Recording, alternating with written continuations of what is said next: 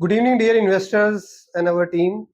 आज हम आपके सामने एक ऐसा प्रोजेक्ट ब्रीफ करेंगे जो not only in north region, all over India, around the globe अपना लैंडमार्क छोड़ रहा है और इतना तेजी से ग्रो करता हुआ सिटी पहली बार आपके सामने इसकी इन्वेस्टमेंट अपॉर्चुनिटी हम डिस्प्ले करेंगे।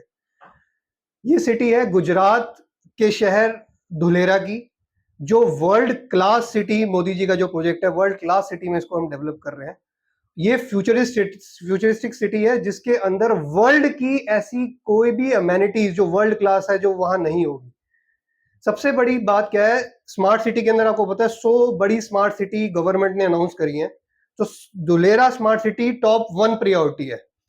और ये ऐसी स्मार्ट सिटी है जो ग्रीन फील्ड स्मार्ट सिटी है। नॉर्मल स्मार्ट सिटी और ग्रीन फील्ड स्मार्ट सिटी में एक बहुत बड़ा डिफरेंस ये है कि स्मार्ट सिटी फरीदाबाद भी है, हमारा आगरा भी है, कई सारी सिटीज है, लेकिन वहां क्या हो रहा है कि वहां पर सारा का सारा जो पुराना इंफ्रास्ट्रक्चर है वो रुकावट पैदा कर रहा है।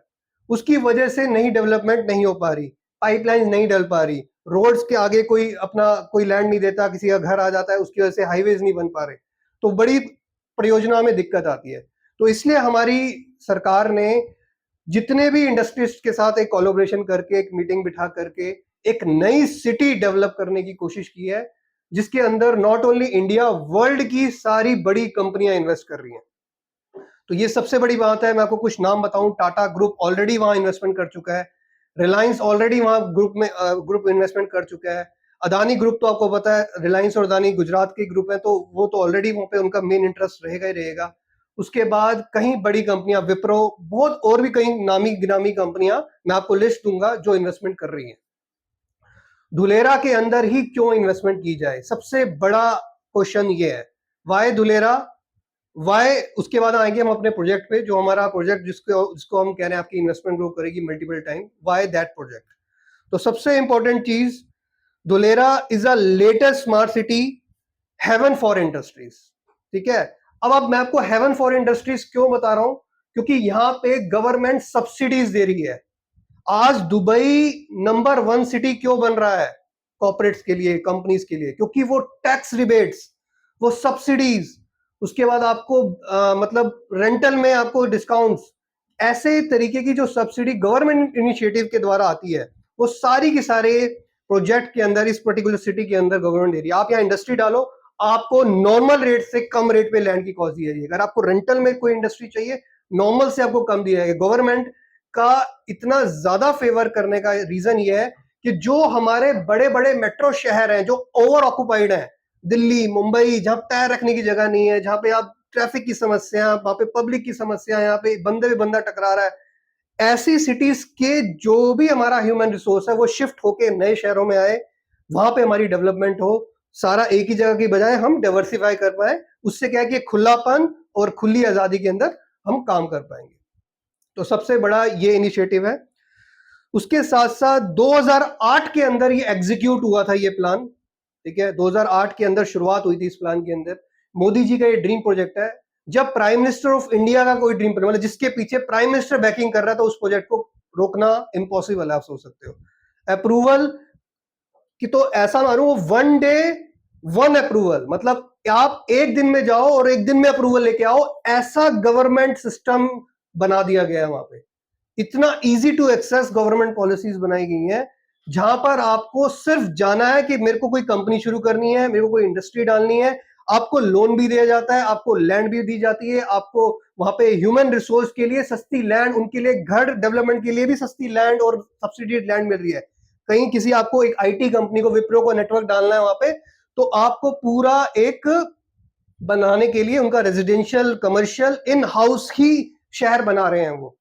स्पोर्ट्स वालों, स्पोर्ट पसंदीदा जो लोग हैं, उनके लिए world class cricket stadium, football stadium, हो सकता है आने वाले टाइम में धुलेरा ओलंपिक भी वहां पे आपको देखने को मिले, वो ओलंपिक के बड़े बड़े गेम्स के मैचेस। तो इस लेवल पे वो सिटी जा रहा है।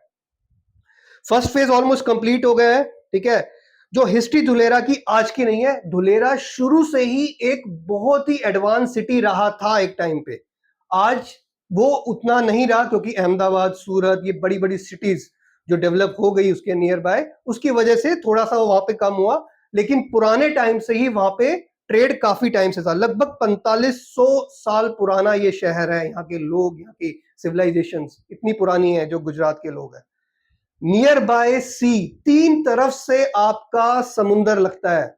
तीन तरफ से समुंदर लगने का मतलब है कि आपके लिए जो बिजनेस समुंदर जो जहाजों से हो रहा है, जो मर्चेंट नेवी के थ्रू हो रहा है, जो भी बड़े बड़े शिप्स में हो रहा है, कंटेनर्स के थ्रू जो माल आवाजाही होती है, उसके लिए जन्नत है ये एरिया।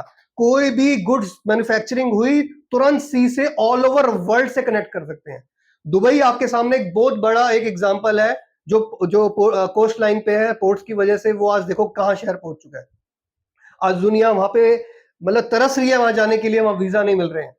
ठीक है, आप न्यूयॉर्क देखें, वहां पर आज की डेट में वो due to this connectivity with sea, वहां पे इतना ज्यादा वहां पे क्रूज शिप्स और merchant ships and many more economical development की वजह से वो शहर ग्रो हो रहा है। ठीक है, ट्रेड के लिए एक स्ट्रेटेजिक रूट, मतलब कि एक ट्रेड के लिए क्या स्ट्रेटेजिक रूट, अगर मेरे को आप सबसे बिजनेस करना है, लेकिन मैं यहां से अगर बिजनेस करूंगा तो मैं सिर्फ राहुल के साथ बिजनेस कर सकता हूं, मेरे से पास जो है। लेकिन अगर मैं बीच में खड़ा हूं तो मैं आप सभी के साथ, मैं अमन के साथ भी बिजनेस कर सकता हूं, मैं पुनीत के साथ भी कर सकता हूं, मैं अश्विनी के साथ भी कर सकता हूं, मैं लीना के साथ भी कर सकता हूं, मैं ललित के साथ भी कर सकता हूं। तो एक मीडियोकर लोकेशन जहां से इंडिया पूरा कनेक्ट होता है, वर्ल्ड पूरा कनेक्ट होता है, middle connectivity, that is the strategic location which is best for the trade over the world to come people, जहां पे वहां पे वहां अपना ट्रेड सेटअप, अपनी कंपनी सेटअप करें और काम करें।